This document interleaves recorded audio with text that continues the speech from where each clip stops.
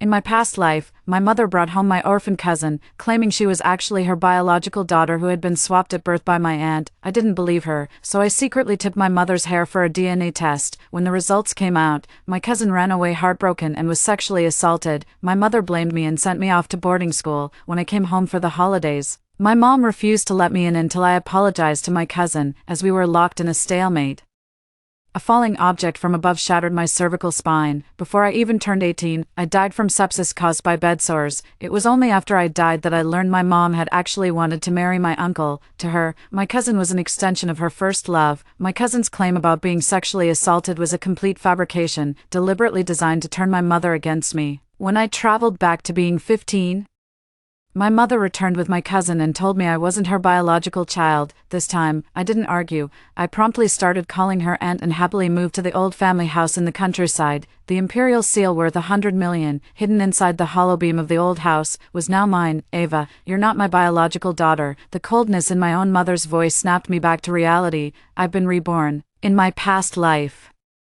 My mother returned with my cousin Faye, who's the same age as me, claiming Faye was her real daughter, while I was actually born to my aunt. My mom said my aunt was jealous that she and my dad were both college graduates with high-paying jobs in Haicheng, so she swapped the two families' daughters when my mom sent her baby to be raised in the countryside. It's true that I was sent to our old family home in the countryside right after I turned 1 month old, and only returned to my parents in Haicheng when I started elementary school at age 6, but when my mom told me I wasn't her biological child, I didn't believe a word of it, because just like my mom, I have dimples, while Faye doesn't, so I shot back right then and there. Mom, are you lying because you're afraid I might treat Faye poorly? My uncle passed away from illness years ago, and my aunt drowned when the ferry she was taking to sell chickens capsized. Faye is an orphan now.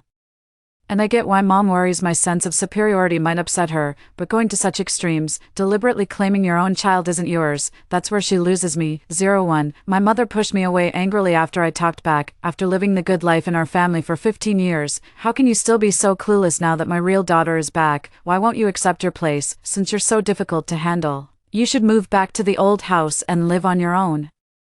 This was never your home to begin with. My mother tossed our uncle's family register at me. From now on, you're Faye, pack your things and go back to your real family. Don't even think about staying here and stealing my real daughter's life. She said it with complete seriousness, her gaze distant and cold. I couldn't swallow this insult, so I stole a strand of her hair for a paternity test. When the results came out, I slammed the report on the table in front of my mom and cousin. I'm the biological daughter, I'm not the one who should leave. My cousin ran out of the room in tears. The next morning, she returned disheveled, claiming she had been sexually assaulted the night before. When I suggested calling the police, my mother slapped me hard across the face. This is all your fault. If you hadn't gotten that appraisal certificate, your sister would never have run away and suffered like this. She's in this state, and all you can think about is calling the police. I think you're deliberately trying to ruin your sister's reputation so she'll never get married, aren't you? How can someone so young be so vicious? From now on, you're going to live at the school dormitory. Don't you dare come back without my permission. After that, my mother sent me to live at the school dormitory. She never once asked me to come home again. That summer after junior high graduation, I could no longer stay in the dormitory. I had to swallow my pride and go back home.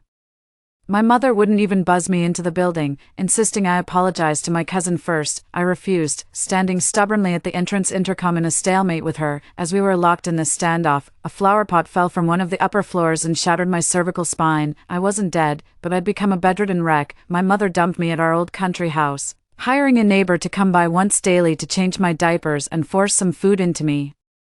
The woman handled me roughly. This was no proper care. My bed sores got infected, turned septic, and I died before I even turned 18. Before I died, my mother came to see me one last time. Through tears, I asked her why she had been so cruel to me over a cousin who wasn't even related by blood. She didn't answer directly, but with a distant look in her eyes, she began telling me a story from her youth. She said she went to high school with both my uncle and my father. She was an orphan, and one time she was almost dragged into a cornfield and assaulted by an old local ruffian. It was my uncle who saved her. After that, my uncle quietly took on the responsibility of driving her to and from school every day. She said my uncle was like a guiding star that suddenly appeared in her pitch-black life. She fell in love with my uncle when both my uncle and my father got into university, but our family couldn't afford it. My uncle gave up his admission without hesitation.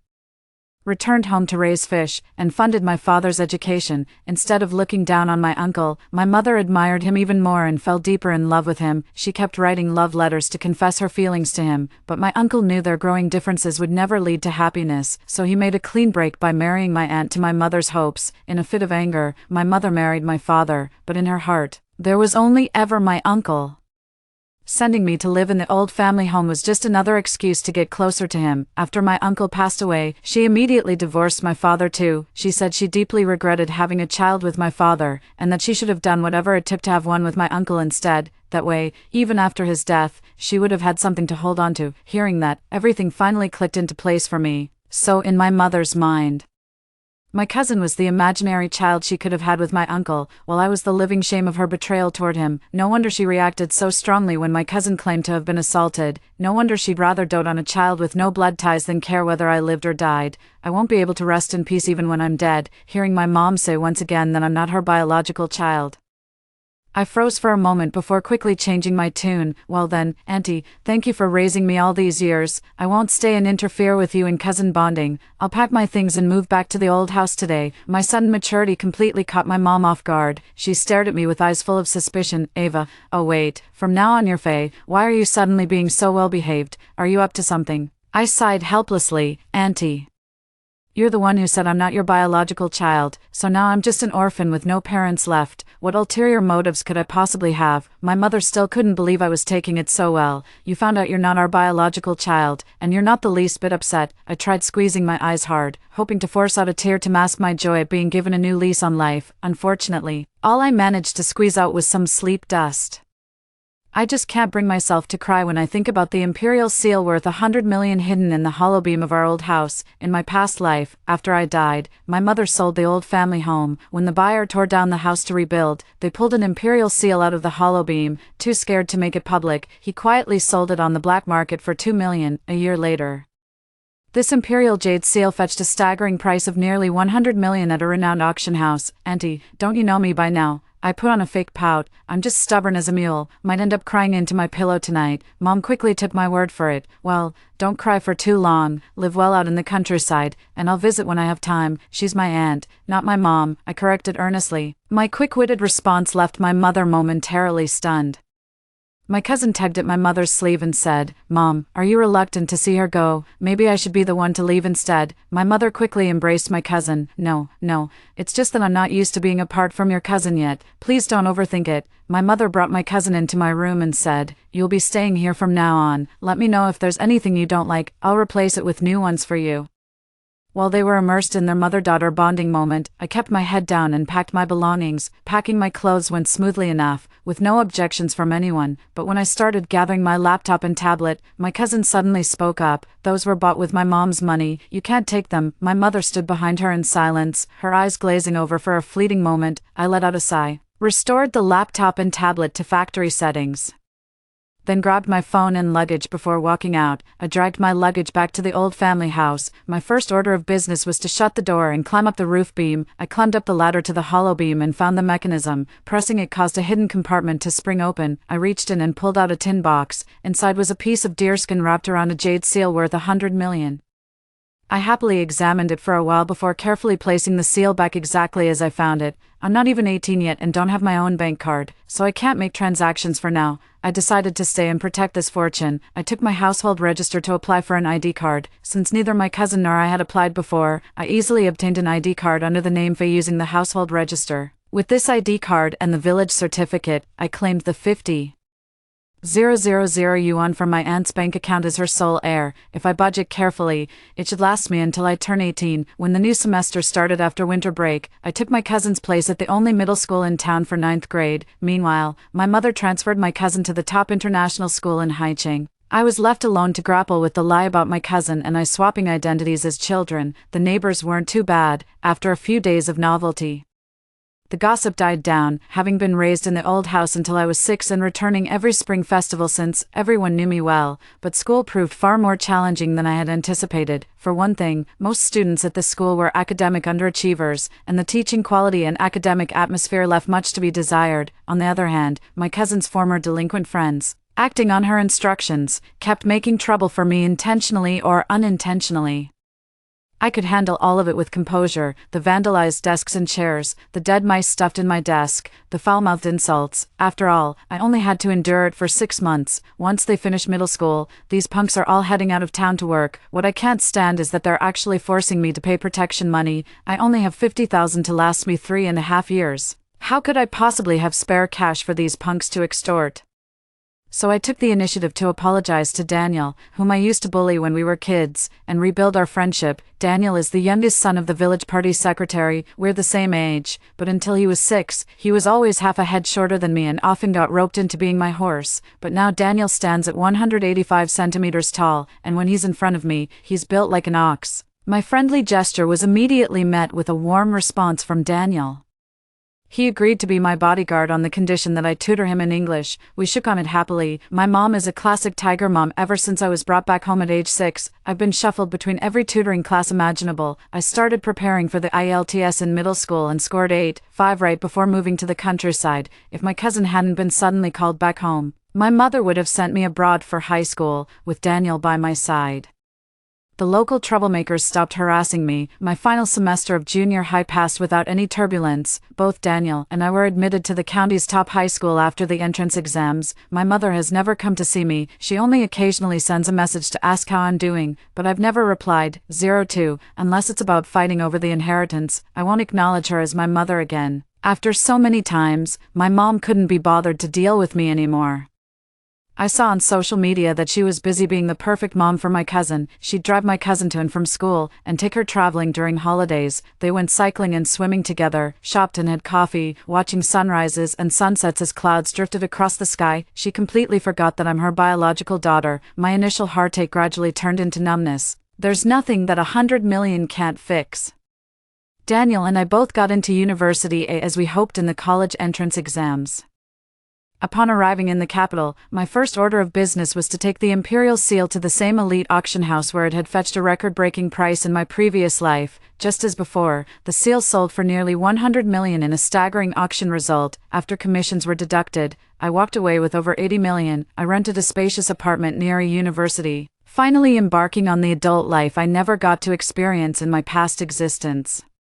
But the happy days didn't last long. I became the target of an online mob. It all started when paparazzi exposed top celebrity Jasper for sleeping with a fan, releasing intimate photos of him with a woman at a hotel window. The photos didn't show the woman's face clearly, but the paparazzi revealed the name registered for the hotel room, Ava. Soon after, someone posted a sneaky photo of me in the university cafeteria online, claiming I was Ava. What's more, an anonymous post from a student at a university confirmed that I had applied for off-campus housing right at the start of the semester. This only added fuel to the narrative of my improper behavior. Jasper's fans were convinced I'd taken money from rival parties to throw myself at him and set a trap for their idol. The explosive headline, "A university's top student sells out to frame a superstar," instantly went viral. I'm being dragged all over the internet. My fans are convinced I set this up, while other netizens say I've tarnished a university's reputation. Without exception, everyone is calling for a university to expel me. The moment I saw the photo, I recognized the woman in the scandal as my cousin. There was no way I was taking the fall for her, so I called the police immediately. Following the trail, the police discovered that the first person to leak my photo and identify me as the Ava who was intimate with Jasper was Rosa, my middle school rival from Haiching. Rosa also got into a university and, as it happened, was a die-hard fan of Jasper. We'd crossed paths on campus before, but never exchanged greetings. Rosa assumed I was the one who messed with her idol based on the name leaked by paparazzi, so she secretly took my photo and posted it online. After being summoned by the police, she quickly deleted the expose post. Meanwhile, I posted a censored version of my ID online, clarifying that my name is Faye and urging everyone not to mistake me for someone else or spread misinformation. Just as I was about to clear my name from the whole mess, my mom showed up at my school. Ava, my mom stood at the cafeteria entrance during the lunch rush, shouting my name at the top of her lungs. Those two sensitive syllables instantly drew everyone's attention. It suddenly hit me. My mother was determined to make me take the fall for my cousin. After a wave of nausea, I decided to walk over confidently and deliberately raised my voice to greet my mom. "Auntie, were you calling for my cousin? Is she here too? Where is she?" I pretended to look around, making it obvious to everyone that my mom hadn't been calling for me. My mom, unwilling to give up, immediately said, "Ava, dear, Auntie, I'm Faye." I put on a concerned face and said, "Why do you keep getting my name wrong?" Should I call my cousin to take you to the hospital for a checkup? My mother sensed the threat in my words and temporarily gave up on publicly badmouthing me. She pulled me aside to a secluded spot, all smiles, and said, "You silly child, how could you not tell your own mother such wonderful news about getting into a university?" I shook off her hand, my face cold as I cut her off. "Auntie, you stopped being my mother a long time ago. Why can't you remember that?" My mother awkwardly withdrew her hand. "After all, I raised you for 15 years. You could have at least told me you got into a university." I couldn't be bothered with her evasions and cut straight to the chase. "If you're here to make me take the fall for your real daughter, forget it. She cares about saving face. Well, I care even more. I'm a university student. I represent more than just myself." With that, I turned and walked away. My mother rushed forward and grabbed my arm tightly. "I'll give you 100,000 yuan if you take the blame." I let out a bitter laugh and rolled my eyes hard. My mom thought I was just complaining about the money. 300,000, that's the final offer. It's more than enough to cover your 4 years of college. 03. I shoved her away abruptly and called her by her first name. "Lydia, are you even human? Do you have any idea that if I actually admit to this, I could get expelled? Do you even care?" My mom was taken aback. "It can't be that serious, can it? This is your personal private life. The school has no right to interfere." I thought she'd back down when things got tough, but she gritted her teeth and raised the offer by another 200,000, 500,000. "That's absolutely my final offer. Even if you get expelled, this money is enough for you to retake the college entrance exams. You're so smart, I'm sure you'll get into university next year." "Lydia," I couldn't help but shout. "Listen to yourself. Does that even sound human, if I take the fall? It won't just be expulsion. I could get acid thrown at me by some deranged fan. Do you really not care at all?" My mother looked frantic, but not on my behalf. "Oh, it's precisely because of all that we can't let your sister be exposed." I was so furious I could hardly breathe, wishing I could just stab my mother. "How dare you say such bullshit? You're no better than an animal. Whoever did this should step up and confess themselves. Don't expect me to be the scapegoat." I turned to walk away, but my mother chased after me with her hands clasped desperately, pleading nonstop. She was practically on the verge of kneeling. Ava, I'm begging you as your mother, just help your sister this once. She's dating the Luo family heir, and the Luos have made it clear, if they find out the woman in those photos is your sister, they won't let her off easy. Your sister doesn't have to marry into the Luo family, but they absolutely cannot find out she betrayed them. Otherwise, she'll lose her life. Ava, I'm truly at the end of my rope and have no one else to turn to but you. No matter what happens, the worst you'll face is a damaged reputation or some minor harm, but it won't cost you your life. Please, I'm begging you, save your sister." The Luo family, the wealthiest in Haicheng, are rumored to have built their fortune through organized crime back in their grandfather's generation. I underestimated my cousin. She actually managed to latch onto the Luo family's heir. "Lydia, drop the act." I took a deep breath to suppress the urge to slap my mother across the face. After all, there were plenty of people nearby secretly filming. "Keep this act up, and I'll expose how you were secretly in love with my uncle, so obsessed that you took in his daughter as your own. Then send your biological child to the countryside to fend for herself." My mother stared at me wide-eyed, utterly stunned. In this lifetime, she never confessed her feelings for my uncle to me. Thinking I was still completely in the dark, I scoffed coldly. "Did you really think I'd buy that you're not my real daughter nonsense? I'm not an idiot. The only reason I'm leaving is because someone as despicable as you doesn't deserve to be called mother. I don't know how you have the nerve to come begging me for help. If you had even an ounce of shame left in you, you'd stay far away from me and never disturb me again for the rest of your life. Get lost. Don't ever show your face around me again. I don't even want to be notified when you die." My mother stood there completely stunned, tears streaming down her face uncontrollably. I knew she wasn't feeling remorseful about abandoning me. She was upset that she couldn't convince me to cover up for her precious daughter. Her heart ached knowing that daughter was about to face trouble. I thought with how strongly I'd put it, and with the online buzz dying down, this whole mess would no longer involve me. But then, I got dragged back into it, worried about being mistakenly targeted by Jasper's obsessive fans. I actually hired a female bodyguard, after school. I walked out the gate and headed back to my neighborhood with my bodyguard waiting at the entrance. Suddenly, 8 burly men swarmed us, held a knife to my bodyguard's throat to immobilize her, and then forced me alone onto a minibus. My phone was immediately snatched away and powered off. I'm freaking out, my mind flooded with brutal thoughts of being violated and dismembered. The thought of dying even more horribly than in my previous life fills me with bitter regret. I shouldn't have been so stingy. I should have hired more bodyguards for myself, now the 80 million is still here, but I'm almost gone. The kidnappers didn't blindfold me, which came as a slight relief. When I realized we were heading downtown, I felt another wave of relief. My tension completely melted away when they brought me into a courtyard house. The interior was lavishly decorated with rosewood furnishings throughout. No one would commit murder in such a lovely place. It'd be asking for trouble. Shortly after, a man and a woman walked in. The man was the Luo family heir, Julian. The woman was my cousin. Julian strode in and sneered at me. Well, a university sure breeds some tough cookies, facing death, and not even flinching. I stayed silent, holding my ground and waiting to see how things would unfold. Julian lounged on the sofa, crossing his legs as he mocked me. You've got some nerve, impersonating my woman. My cousin buried her face in the man's chest, sobbing pitifully.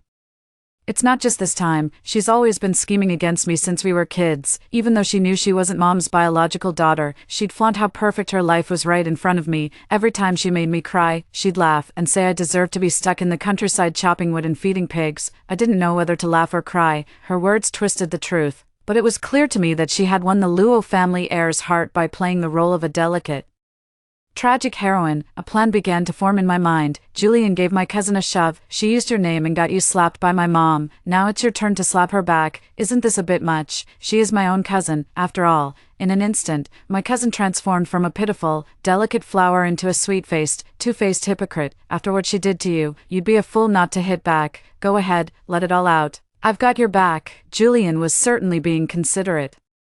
My cousin rubbed her hands together and strode over to me, with her back to Julian. She didn't bother to control her expression. Her face showed sheer, unbridled arrogance, yet her words continued dripping with fake concern. Sorry, little cousin, I'm only doing this for your own good, to keep you from doing anything even more reckless in the future. She swung her arm back and slapped me hard across the face. Just as her palm was about to hit me, I suddenly lifted my leg and kicked her hard in the stomach, sending her flying back against the wall. Then I let loose a torrent of words. You've got some nerve, stealing my place and twisting the truth. Who do you think you're fooling with that innocent act? Want me to bring Blondie over to reminisce about your first kiss? Or should I call Jasper to describe how you lost your virginity? I heard about Blondie from his own bragging. I first learned about the Jasper situation online. While I was being cyberbullied, I came across a post from someone claiming to have known Jasper personally. They alleged that Jasper had slept with the woman in the picture a long time ago, and that he was her first. The post was quickly taken down, but that actually made me think it might be true. Knowing my cousin's public persona, I'm certain of one thing: Julian believes my cousin is an innocent, pure-hearted girl. He probably even thinks he was her first kiss and took her virginity. If he finds out that my sister was behind all of this, I'm sure he won't take it calmly. My words threw my cousin into a panic. She rushed at me, screaming, Faye, stop making baseless accusations. Haven't you done enough to hurt me? What more do you want? Stop. Julian was intrigued by my words. He raised his hand to stop my cousin and looked at me with interest. Can you guarantee that everything you just said is true? I hesitated. I'm really not confident about the Jasper situation. I've heard about the Luo family's methods, and I'm a bit hesitant to take the risk. Seeing my hesitation, my cousin immediately gained confidence. Darling, look how scared she is. She can't even speak. She must be talking nonsense. Forget it. Just let her go. Since she's my cousin, I don't want to cause her any more trouble. Just release her. Her strategic retreat actually gave me confidence. 04, I dare. I looked at Julian with unwavering determination in my eyes. At least the incident with the blonde guy was real. Whether Jasper really tipped my virginity doesn't even matter anymore. What matters now is buying enough time to alert my bodyguard. Worst case scenario, I'll just flee abroad and continue my studies. Money's not an issue for me. If I can't handle the heat, I'll just get out of the kitchen. Just as I was staring death in the face, the police stormed in. I later found out it was Daniel who had called the police after I got cyberbullied. He was worried about me. Even though I had hired a female bodyguard, he still followed me every day to keep me safe. He called the police immediately after seeing me being taken away. The police checked the surveillance footage and traced us to the courtyard house. After returning to school unscathed, I immediately applied for on-campus housing. I'll save my carefree life as a wealthy single woman for another time. This time, I genuinely thought I'd never have anything to do with my mother again, but before long, I became the talk of the town again. This time, it was my mother playing the victim on social media. She called me out by name, accusing me of being heartless, claiming she was paralyzed while I couldn't even be bothered to visit, and that I'd blocked her number. Completely baffled, I immediately contacted my former female bodyguard and asked her to find out what was really going on. Soon enough, I learned the truth. It turned out that Julian really did confront Jasper, and my hunch was right. My cousin had actually lost her virginity to Jasper. She later had reconstructive surgery to pretend that Julian was her first. Despite his tough talk, Julian is quite traditional at heart. He believes that since he was my cousin's first, he has a responsibility to stand by her no matter what. He couldn't stand being deceived by my cousin, so he deliberately drove his car into her. My mother rushed over and pushed my cousin out of the way, but ended up taking the full impact herself. She suffered a broken neck and was left completely paralyzed from the neck down. It was, like, a perfect replay of my previous life. After hearing this, only one thought crossed my mind: what goes around comes around. I rushed straight to the hospital to see my mom. I wouldn't miss this karma-fueled drama for the world. Had to witness it firsthand. Mom was lying in an 8-bed recovery room. Every other patient had someone by their side, but she was all alone, looking around with these pitiful, pleading eyes. The moment she saw me, her dull eyes lit up instantly. She raised her voice to greet me. "Ava, you came to see me," she spoke with a smug glance darting sideways, wearing an expression that seemed to demand everyone's envy. "Your courses at a university must be demanding. You could have just visited me on weekends instead of neglecting your studies like this. Oh, you silly child." She was completely absorbed in her self-scripted drama of maternal devotion and filial piety. Unfortunately, I had no patience to play along. "Auntie, are you confused again? You're not my mother, you're just my aunt. How do you keep forgetting this? Should I call a neurologist to examine you?" My mother's pride was wounded, but her embarrassment lasted mere seconds before she plunged back into her performance. "Ava, hurry and get me a private room. I can't stand another day in this ward. Also hire 2 caregivers for alternating shifts. One would be too exhausted to properly care for me." I raised my hand to cut her off. "Auntie, save those words for when your real daughter gets here." I leaned down close to her ear. "I'm only here to watch you make a fool of yourself. The more you perform, the more I'll enjoy the show. Ava, I'm your own mother. How could you treat me like this?" My mother finally broke down, tears and mucus streaming down her face. "After my accident, your sister never even came to see me. That ungrateful wretch. I never should have saved her. Ava, I'm so sorry. You're all I have left now. Please help me. Tisk, tsk, tsk." I straightened up, shaking my head with a pitying look. "Auntie, are you getting senile? Why else would you keep claiming to be my birth mother? Tell you what, I'll help you find your real daughter. You can say whatever you need to say directly to her." I couldn't be bothered with my mother's cries and just walked away. I actually hired someone to track down my cousin, and they actually managed to find her. She was lying in the gynecology ward right below my mom's room. They say Julian wasn't satisfied with failing to kill her by hitting her with his car, so he sent a group of men to rape her. She lost her uterus. I didn't go to see her. Just hearing the outcome was enough for me. I'm quite satisfied with how fate handled things, so I didn't want to trouble the old man upstairs with my presence. I was speechless when my mother, knowing I had rented a luxury apartment and suspecting I had money, filed a lawsuit to legally reaffirm our mother-daughter relationship and force me to provide financial support. I was furious. How could anyone be so shameless? After my anger subsided, it struck me, this could be the perfect opportunity for payback. I accepted the court's ruling and reclaimed my identity as Ava. I took my mother out of the hospital and brought her to the old house. I also hired the neighbor who had taken care of me in my previous life to check on my mother once a day. She changes her diapers and gives her just enough food to keep her alive. Most importantly, I confiscated all her electronic devices so she has no way to complain to anyone outside. As expected, my mother's bedsores led to sepsis. I went to see her before she took her last breath. Through tears, she apologized to me, saying she had a dream about her past life where she abandoned my paralyzed self in the old house. I walked over, gently stroked her withered hand, and said softly, "That wasn't a dream, that was my lived agony from the previous life. Lydia, you're utterly heartless. To commemorate your pathetic first love for Uncle, you sacrificed my entire life. Even heaven couldn't stand by and watch. It's making you experience the suffering I once endured." 05. How does it feel? Pretty awful, isn't it? But at least you got to live 50 years before reaching this point, while in my previous life, you sacrificed me before I could even truly begin living. Now that your love has been sacrificed, your life should come to an end as well. Do you think, when you get down there, my uncle will look at you with utter contempt and say he always knew you were a brainless fool, that's why he never married you? My mother was so furious she could barely breathe. Gasping for air without being able to take any in, without a shred of remorse, I curled my lips into a smirk and said, "It's time for you to go. Only when you're gone will my sky finally clear." My mother stopped breathing entirely, overwhelmed by shock and agony. After her death, as the sole heir, I inherited her luxury home worth $20 million. I sold the property and donated the proceeds to charity. specifically to support female students affected by domestic violence with living and educational expenses. My world, at last, was filled with light. Story 2. My broke roommate got breast implants for love. I kindly recommended my family's legit plastic surgery clinic. She accused me of profiteering, then bought hyaluronic acid online instead. A few bucks per vial, dirt cheap, if you ask me. After her botched boob job, she falsely accused my mom of being the surgeon and demanded outrageous compensation. The hospital went bankrupt, my mom jumped off a building, and I died from depression. When I opened my eyes again, I was back to that day when Tina asked me whether to get breast implants. Lance likes curvy women. If you want implants, go for it. Chasing love fearlessly can never be wrong. Jade, do you think I should get breast implants?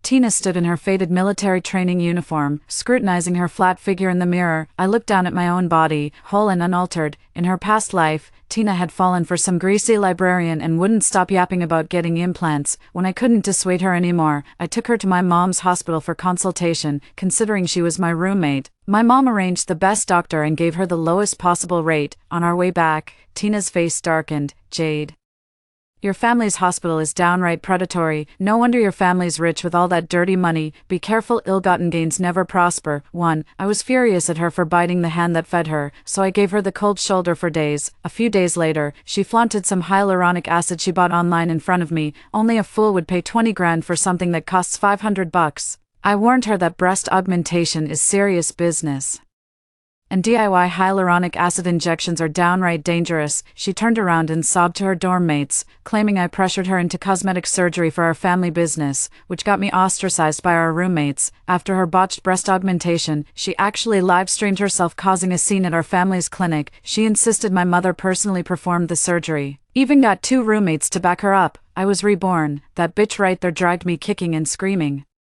forcing me to get implants at their place. My family became the center of a public storm. The hospital went bankrupt. My mother jumped to her death. I was forced to drop out of school and eventually succumbed to depression amid relentless cyberbullying. Jade, be honest, how risky are boob jobs? Tina pressed me for an opinion again. A chill ran down my spine. Then I forced a radiant smile. Lance likes curvy women. For true love, even risking your life is worth it.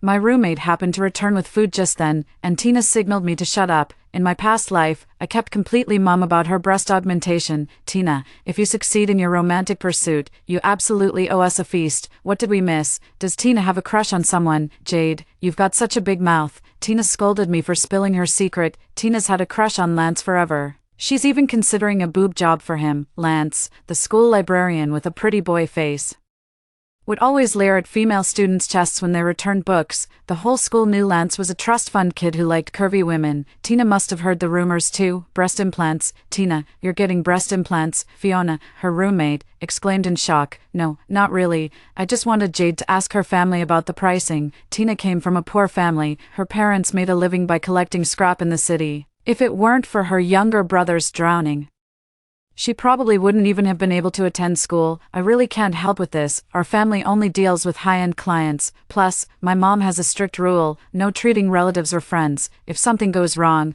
it's hard to explain. I was such a fool in my past life, bringing Tina to my family's hospital only to invite unnecessary trouble. Jade, what's your problem? I always knew you looked down on me. Just because your family's rich, you think you're better.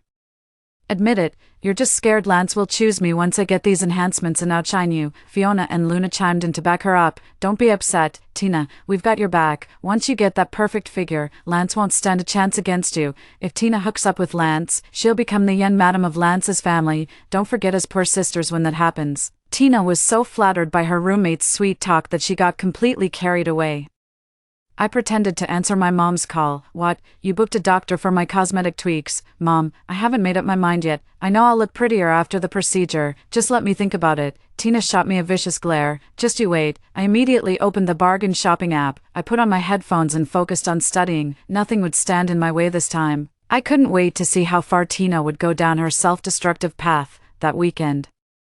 I rushed home nonstop to visit my mom. Seeing my mother so graceful, well-read, and in good health, I couldn't help but burst into happy tears. Silly girl, what's with the waterworks? It's nothing, I just missed you. I nestled my head against Mom's chest. By the way, Mom, what would happen if someone injected hyaluronic acid into their own breasts for augmentation? This is absolute madness, it could get someone killed. Just the other day, Our reception got a call asking about hyaluronic acid prices and whether it could be used for breast augmentation. Kids these days are out of control. My mom pulled out a stack of informational brochures listing the contraindications for hyaluronic acid use. Take these back to campus and make sure everyone gets the message. I left the brochures on my dorm room desk. Tina's hyaluronic acid order arrived. She gloated about it triumphantly. These shady merchants charge 2,000 yuan per vial when you can get 10 for just $500. Bloodsuckers like them deserve to rot. I ignored her, wondering where she'd gotten that kind of money. Back in the day, I shared everything good with her because her family was poor. The next morning, I found a syringe in the bathroom. While Tina was fetching water, I pretended to panic and screamed in the dorm, "Oh my God. How did this thing get in our dorm?" Fiona and Luna came over, drawn by my screams.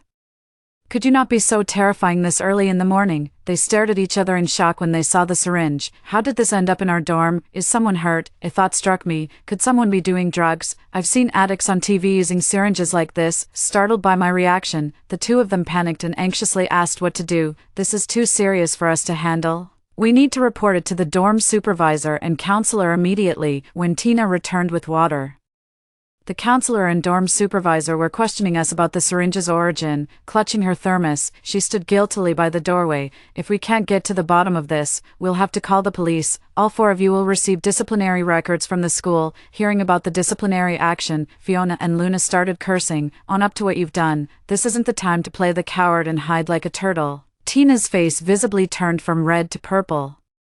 I tugged at Fiona's sleeve and discreetly pointed at her chest. Fiona was blunt by nature, perfect to use as a pawn. "It's definitely Tina. She's been going on about getting a boob job lately. Look how much bigger her chest is now." Luna suddenly realized, right, Tina was acting all mysterious last night, hiding in the bathroom for ages, so she was getting breast implants by herself. Tina's face darkened completely, and she simply stopped hiding the truth. "Yeah, I did it. So what? Show me where the school rules say college students can't get breast augmentation." Finally, the counselor and dorm supervisor left shaking their heads. I explained the contraindications of hyaluronic acid to Tina right in front of our roommates. Before I could even speak, Tina snapped back at me.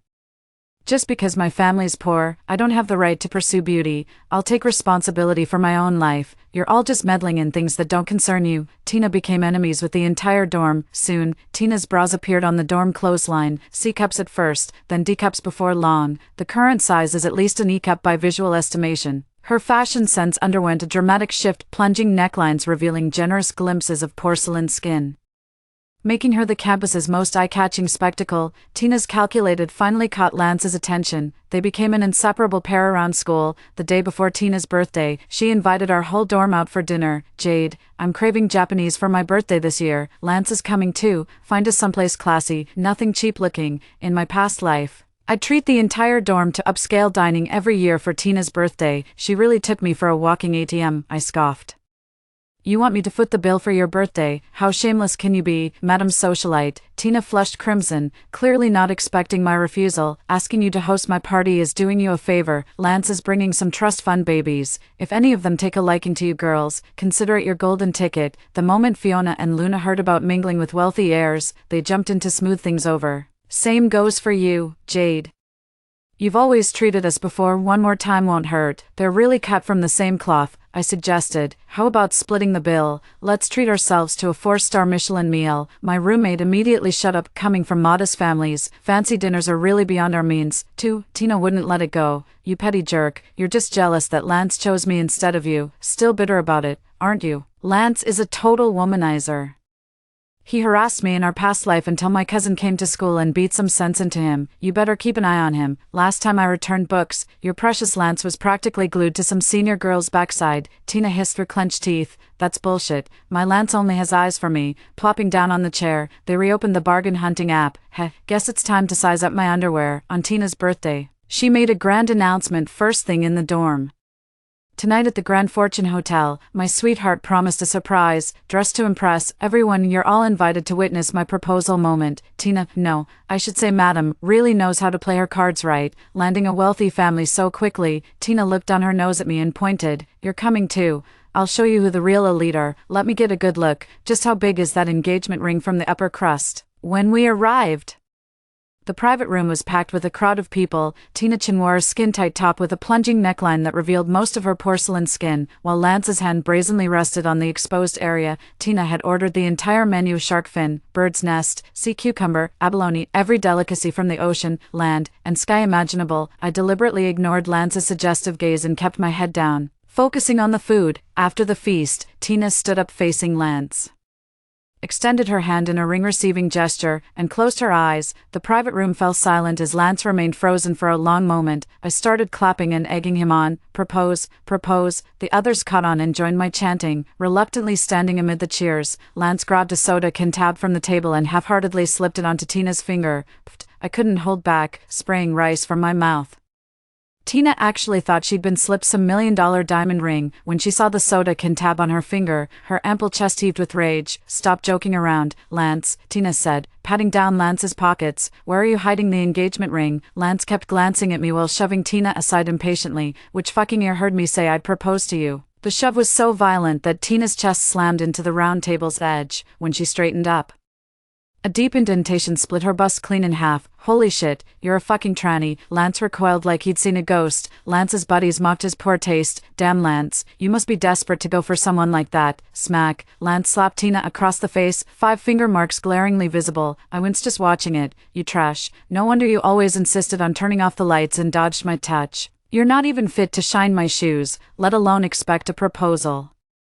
With her wealthy dreams shattered, Tina abandoned all dignity and started clawing at Lance in public. Her barely covered cleavage was practically spilling out, a real eyesore, and some opportunists even started filming. I slipped out in the chaos. That dinner table alone would cost at least 20 grand, and Lance would never foot the bill. Cutting and running was the smart move. Stayed at the library till dark, showered back at the dorm. Fiona and Luna only showed up later. Tina, why aren't you picking up? What's the deal ditching us like that? Was at the spa with my mom and didn't check my phone. Did you need something? Just as expected, Tina and Lance got into a bloody fight, and the restaurant called the police right after the cops left, having barely managed to mediate the situation. When the bill came, neither Tina nor Lance would pay. The hotel had no choice but to call the police again. In the end, everyone at the table split the bill. Damn.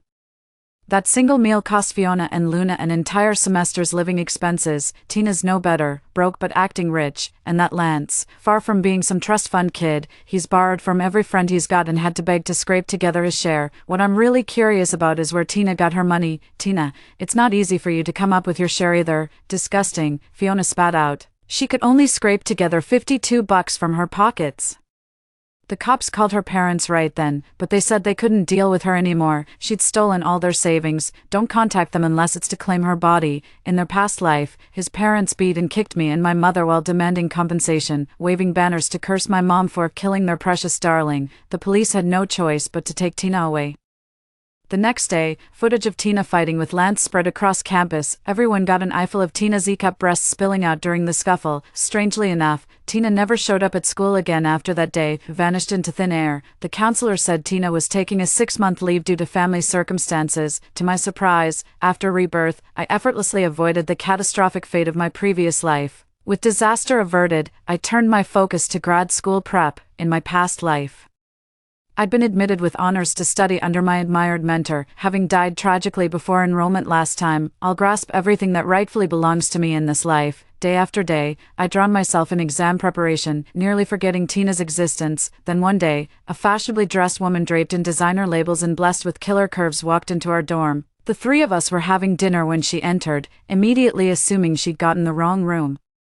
Hey gorgeous, who are you looking for? Fiona piped up. Holy smokes, my sharp eyes instantly recognized her as Tina. What's wrong? Don't tell me I've become too gorgeous for you to recognize, Tina teased while twirling proudly. Tina's transformation was staggering, curves in all the right places, a refined nose bridge, widened eyes, and her once square face now perfectly oval. The other 2 gaped at Tina's designer ensemble, their eyes gleaming with envy, especially at that luxury handbag dangling from her wrist. Tina, you're practically unrecognizable. Someone's clearly made it big, Fiona fawned, quick to butter her up. Tina shot me a sideways glance and sneered. Been gone so long, Jade. Did your family go bankrupt? You're dressed like a charity case. I looked down at my discreetly branded designer tee and snapped back. Oh, look who's living the high life now. Tina.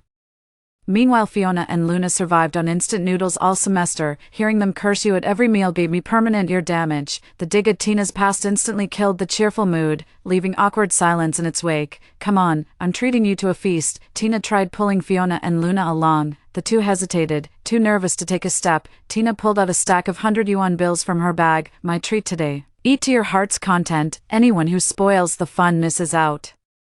The trio strutted past me arm in arm, looking insufferably pleased with themselves. Just one meal, and Tina had 2 new simps wrapped around her finger. 3 memories of my past life's horrors resurfaced, warning me not to let my guard down. Tina became the campus social butterfly again, surrounded by hordes of male admirers. Younger students practically worshipped her as their campus goddess. She mostly lived off campus, only swinging by the dorm occasionally to grab things. Her visits always left the place reeking of overpowering perfume. The smell was so strong it made me cough, and triggered my sinusitis multiple times during summer. There's always been this weird odor about her, just unpleasant to be around. Technically, Tina's breasts but were both DIY jobs with cheap hyaluronic acid fillers. It's been 6 months now, and the results are surprisingly decent. Rumor has it Lance became Tina's lapdog. She's bankrolling him with serious cash, turning him into a proper sugar baby. One night after studying, my head was foggy. On impulse, I took a walk along the quiet path near the school's side gate where few people go. Under the dim streetlights, I happened to see Tina stepping out of a beat-up minivan. A man climbed out from the driver's seat and clung to her, making out until curfew forced them apart. No wonder, she's got a new sugar daddy. I thought Tina was heading back to the dorm, so I hid in the shadows, not daring to make a sound. After the man left, Tina lingered for 10 minutes before climbing into a pickup truck. The lighting was too dim for me to make out his face. I could clearly see them making out passionately in the cab for quite some time, fighting back waves of nausea. I waited until the truck drove off before bolting away. Tina seems to be 3-timing, yet neither of these men appears wealthy. Strangely, she's still supporting Lance financially. Where on earth is the money coming from? I just couldn't figure it out. The mystery unraveled during our literature lecture. A gray-haired old man stormed into the classroom with his cane, demanding to see his fiancée. "Old man, you've got the wrong place. At your age, you should be looking for a fiancée at the retirement home." Someone in the front row cracked a joke, sending the whole room into fits of laughter. Tina was acting strange, sweat beading on her forehead, eyes darting around like she was looking for an escape. "What's your fiancée's name, old man? Tell us, maybe we can help you find her." I raised my voice and stood up to catch the old man's attention. "Tina here is my fiancée, sweetheart. We agreed to get our marriage license yesterday. I waited outside the civil affairs office for hours, but you never showed." Hundreds of eyes instantly locked onto Tina. Tina's face turned beet red. "You senile old creep, what nonsense are you spouting? I'm nobody's fiancée. You're old enough to be my grandfather." "For God's sake," the old man banged his cane on the ground. "You damn swindler, drained my life savings and now you're trying to weasel out of it. Old Zhang and old Li warned me you were a con artist, but I wouldn't listen." The old man bellowed toward the door with surprising vigor. "Come on in, all of you. I've got this damn swindler cornered." Holy hell, 7 ancient-looking old men stood in a perfect row, like some geriatric version of the Calabash Brothers. This shit was absolutely wild. 7 elderly men took turns accusing Tina of swindling their life savings. The worst hit case was an 89-year-old who had sold his house. The love-struck octogenarian insisted, "Sweetheart Tina, losing the house doesn't matter. I've still got my pension. Renting might be tough, but at my age with bad teeth, I don't eat much anyway. I'll save it all for you." The crowd stood gaping, still reeling from the shock. Tina sobbed, "Get the hell out. I don't know any of you. One more minute and I'm calling security to throw you out." Fiona and Luna, feeling obliged after accepting favors, chimed in too. "Our Tina's fiancé comes from demolition wealth. She's gorgeous and loaded. Why would she settle for you disgusting old geezers? Makes me sick. We're disgusting. Tina told me there are 2 college girls in her dorm mooching off her, eyeing retired old men too. Bet that's you too, huh?" The stout old man's dentures clattered to the floor mid-rant. He bent down, picked them up, and popped them back in. "Tina, selling yourself to that old man is bad enough, but why drag us into this mess?" Fiona sobbed angrily, stamping her foot. "Tina, if you're truly innocent, don't let security just kick them out. That'll only make things murkier. Call the police and clear your name." I advised earnestly, "Exactly, call the cops. Our goddess deserves her dignity, and those brainless undergrads still kissing Tina's ass, just wait till they get slapped back to reality. Call the police, get the counselor." I seized the moment to pick up the phone and dialed 110. Tina slumped in her seat, her gaze vacant, but the look she gave me was venomous. The corners of my mouth twitched. The show was about to begin. Sitting close, as her perfume faded, I caught a whiff of something else, a putrid stench clinging to her. The police quickly uncovered the truth. All 7 elderly victims had intimate photos with Tina on their phones, even on 2 outdated flip phones with grainy resolution. Tina was unmistakably recognizable. Tina is indeed in romantic relationships with 7 elderly men. Rumor has it there's an 8th one who couldn't make it today due to undergoing bypass surgery. The arrangement is 1 companion per night. Whoever pays the most gets her company. Just recalling how I recently saw her making out with a senior citizen made me rush to the bathroom and puke my guts out. When the police asked the elderly if they wanted to file a report, they unanimously insisted on handling the matter privately. Tina stood up and spoke with reckless abandon. What's all this fuss about? Are you happy making such a scene? I don't even mind your aging looks. Yet you're enjoying my youth. What's wrong with spending some money? Such shattered moral compasses. Finally, Tina strutted out of the classroom with her 7 ex-boyfriends in tow. Holy shit, that's shameless as hell. Is the senior girl insane or am I tripping? The junior's goddess illusion shattered instantly. He'll probably have nightmares tonight. Lance got wind of the news and cornered Tina at the school gate. You fucking slut. How dare you cheat on me? Pfft. Even the underwear you're wearing was bought by me. You're just a dog I pay to keep around for my amusement. A cuckold, you wish. Lance couldn't swallow his pride and lunged at Tina. Tina barked an order. Old-timers, get him. 7 elderly men with canes beat Lance into helpless submission. A crowd of onlookers gathered at the school gate, with bystanders making wild guesses about the situation. That young man probably bullied someone's granddaughter. And now our grandfathers come for payback. A helpful alumnus chimed in with context. This is a love battlefield, 8 people fighting over the same crush. What, if that were my daughter, I'd break her legs for making such a desperate spectacle of herself in public. Just proves men are all scum. That old geezer's halfway in the grave and still preying on young girls. For, that woman's no saint either. Her perfume could knock you out from a mile away. Total seductress vibes. The incident quickly made local news, putting our school on the map for all the wrong reasons. Tina's parents showed up at the school the day after the TV report aired. They camped out in the principal's office, blaming the school for corrupting their daughter and demanding compensation at all costs. Our girl was always so proper, she'd blush just hearing men speak before college. How did she end up like this, reeking of rotting garbage? They jabbed fingers in the principal's face, hurling obscenities about the school's education system. The principal patiently explained that Tina was an adult fully capable of taking responsibility for her actions. A school is a place of education, not a venue for their tantrums. They wouldn't listen. Their minds were completely consumed by greed. Name your price. If we don't get the money today, we'll camp right here. And don't even think about shortchanging us on living expenses or lost wages. Suddenly, I remembered their revolting behavior in my past life. With parents like that, no wonder they raised a daughter like Tina. The school called the police, and even as officers dragged them away, they kept shouting threats at the principal. Things escalated to the point where Tina got expelled. On the day she returned to handle paperwork, she went back to the dorm to pack her things. Seeing I was alone in the room, she started threatening me without restraint. You bitch, don't you dare laugh at me. If I go down, I'm taking you and your whole damn family with me. I discreetly turned on my phone's voice recorder. Tina, you've got quite the sense of humor. Those breasts and buttocks of yours. You bought the hyaluronic acid injections online and did them yourself. Everyone in the dorm knows that. What does this have to do with my family? So what if I did it myself, when I'm truly desperate? I'll swear it was your family's clinic that performed my breast and butt augmentation. Let's see who the internet believes, you or me. That venomous bitch Tina is trying to recreate last lifetime's tragedy all over again. What will be will be, I sneered. Instead of scheming, you'd better figure out how to keep those sugar daddies paying. And by the way, your tits and ass are sagging, you bitch. How dare you mock me? Tina raised her arm to slap me. I grabbed her wrist. Next time, use the whole damn perfume bottle before going out. That stench needs serious coverage. I shut the dorm door behind me and could still hear Tina's curses echoing even from a distance, so I immediately called Fiona. Tina took all her stuff. Before leaving, she swore she'd make you and Luna pay back every penny, and ruin your reputations for good. Fiona ranted over the phone for a long while before finally hanging up. Right now, protecting my mom is the top priority. I rushed to the hospital in a panic. Mom, listen to me, sweetheart, have some water and speak slowly.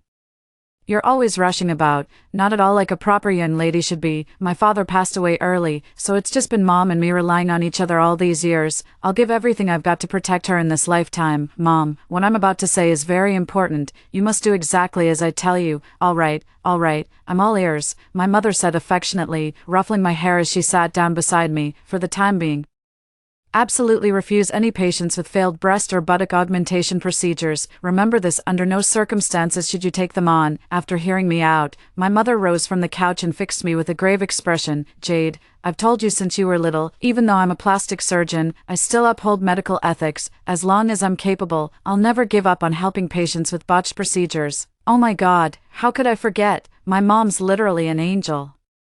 This tactic won't work. Time to pull out the big guns. Mom, I've been under so much pressure preparing for grad school exams that I can't sleep at night. Do you think I'm getting depressed? My mom acted like it was a national emergency, ready to drag me to a psychiatrist any second. Come on, it's not that serious yet. Mom, let's go on vacation. We haven't had a proper break in years. Seeing her hesitation, I pressed my advantage. It's not just about resting, it'll help me unwind too. Who knows, a refreshed mind might just ace those grad school exams. To cheer me up, my mom immediately agreed to take time off. She told me to book the flights whenever I wanted. She was ready to go. Counting the days and sensing Tina's complications were worsening, I booked our tickets and entered vacation mode with Mom. Right before boarding, I secretly used Mom's phone to text the receptionist at her office. The gist was clear: during Mom's leave, absolutely no botched cosmetic surgery cases, especially breast or buttock jobs. I emphasized this point repeatedly. Honestly, at our plastic surgery clinic, no one but my mom could handle such complex procedures. I'm just taking precautions. After getting leave approved from school, I turned off my phone. After 2 weeks of traveling, Mom got anxious to return home. I called my roommate Luna, who answered with urgent concern in her voice. Jade, where on earth have you been? Tina's been going crazy trying to find you. Playing dumb, I said. I'm on vacation with my mom. What does she want from me? Luna whispered over the phone. What else? She wants your mom to operate on her. You should see it. Her chest and butt are rotting. The stench was so bad that Fiona and I couldn't even enter our dorm when she visited. We had the windows open forever. But the smell wouldn't go away. The inevitable finally happened. Another 10 days, and not even my mom, or the greatest doctor alive, could save her. I dragged my mom along for 13 more days of fun. Only when I figured the timing was right did we finally head back home. I rushed back to the hospital after landing, barely had time to sit down. Tina was already live streaming at the entrance with banners denouncing the hospital as unethical. By the time we reached the entrance, nearly 100,000 viewers had flooded her livestream. My palms turned icy. Our family was ruined by Tina's last broadcast in my previous life. I couldn't let history repeat itself. Ladies, you've got to be careful. I got my breast and butt implants at this hospital. Just look at the state I'm in now. Tina pointed the camera at her chest. Her swollen breasts looked like overinflated balloons, straining against her clothes with pus and blood oozing out. It was absolutely revolting. Holy crap, girl. Your life's basically ruined. Show us the hospital's name so we can steer clear of this place. What kind of unethical doctor performed this botched surgery? May his whole family rot in hell. This reeks of a back alley clinic's handiwork. Girl, did you go for the cheap option? Cheap? This boob job cost $100K up front, plus another $400K in follow-up corrections, $500,000 total. Where's the bargain in that? Tina Chen's lips kept moving, spewing an endless stream of lies. My mom panicked. For a plastic surgery clinic, reputation is everything. A tarnished reputation means cutting your own throat. Young lady, you must be mistaken. We have no record of your consultation here. Our clinic hasn't performed any breast or buttock augmentation procedures in the past 6 months. Seeing my mom step forward, Tina shoved her phone right in her face. Girls, this is the unethical doctor who performed my surgery herself. She angled the camera toward my mom's name tag. Eileen, steer clear of this quack. My mother had never been subjected to such slander before. She staggered back a few steps, nearly collapsing. Mom, don't get worked up. Let me handle this, I said, signaling the nurse to steady her. Tina, you claim this surgery was performed at our hospital. Where's your proof? The receptionist cut in. I told you last time, we have no record of your visit. That procedure was never done here. Jade, you bitch, this is all your fault. Tina turned the camera toward me as she spoke. This is the very bitch, the daughter of that quack doctor. She sweet-talked me back then, saying we were classmates so she'd only charge me at cost, then suggested skipping official registration to dodge taxes. 5. Now I see it clearly. This mother-daughter duo set me up from the start just to evade responsibility. Vicious snakes, the both of them. They say big breasts mean no brains. But Tina's got both looks and smarts.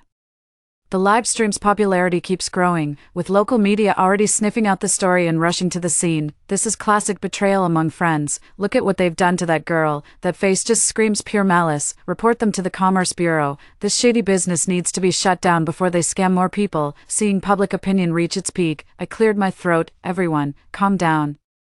We live in a society governed by law. The burden of proof lies with the accuser. You can't just throw around accusations without evidence. That's not entirely unreasonable. Then show us your proof. Some in the crowd nodded in agreement with my words. I was roommates with Tina's classmate. Her family was struggling financially, and I helped out quite a bit. Our whole class can vouch for that. Ancient history. Can't believe you'd even bring that up. Tina scoffed dismissively. Fine. I'll share what nobody knows. Tina got her boob in but jobs done all by herself in our dorm bathroom. The bombshell revelation sent shockwaves through the room. What nonsense. Even mole removal requires a proper hospital these days. You think we'd DIY something this serious? I see right through you trying to shirk your family's responsibility by playing dumb with us. The smirk on Tina's face deepened. Enough sophistry, Jade. My parents will be here soon to discuss compensation. Wonder if liquidating your entire hospital would cover it. I looked down and sent the message. I stand by my words, and my witness will be here shortly. The live stream descended into chaos again. Could there be a plot twist? This drama's got me on the edge of my seat. Fiona and Luna arrived panting heavily, trailed by our class monitor and the counselor. Tina's face darkened as she shot Fiona and Luna a menacing glare, warning them to keep their mouths shut. Tina, we can all testify that your breast augmentation was DIY with online bought hyaluronic acid injections. You even borrowed the $500 from me for that purchase and still haven't paid me back. Luna chimed in. I caught you red-handed injecting that hyaluronic acid in the bathroom to plump up your butt. You said Lance prefers a handful of backside. Damn, this girl's got some serious guts. Self-injecting. How'd she even dare? Tina, we've all seen how Jade's been looking out for you. Don't bite the hand that feeds you. After that huge incident last time, you still haven't learned your lesson. The counselor spoke earnestly while shaking her head with visible disappointment. A nosy reporter piped up. Is there something we don't know about what happened, Professor? Are you referring to that incident where student Tina scammed 7 elderly men by pretending to be their girlfriend? I addressed the media cameras with righteous indignation. This is the perfect moment to remind all children to show more care for their elderly parents, especially those with substantial pensions. Don't let them fall victim to scammers without even realizing it. Perfect. I didn't even need to use the recording on my phone. Amidst the barrage of insults in the live stream, every media microphone was shoved in Tina's face. Is this information accurate, student? Do their children know you're scamming these elderly people out of their money? Given your current chest condition, is there any chance of recovery? In the jostling crowd, Tina was knocked down and landed chest first on the ground. She struggled to her feet again. Her chest was as flat as pancakes, and her face was even worse, a sunken nose bridge and a jaw twisted sideways. As the crowd recoiled in horror, a couple rushed forward, grabbing Tina and beating her mercilessly. This disgraceful waste of money still thought she could land a rich husband. Look at that ugly face, even ghosts would turn and run. Tina's father bared his yellowed teeth, adding fuel to the fire. Beat her to death. She's just wasting food by staying alive. Tina stood there disheveled, like a walking corpse devoid of life. Ladies and gentlemen of the press, why don't we take this opportunity to have our director educate everyone on cosmetic surgery? This could help prevent more beauty seekers from falling into misconceptions. The free publicity made our hospital the hottest ticket in town, with cosmetic surgery bookings filled for the next 3 years. Later, we heard the children of several elderly victims came demanding compensation from Tina. Her own parents, to avoid association with the scandal, disowned her and threw her out. Soon after, the body was found in a garbage dump, decomposed to the bone, branded as cheap bootlickers by Tina.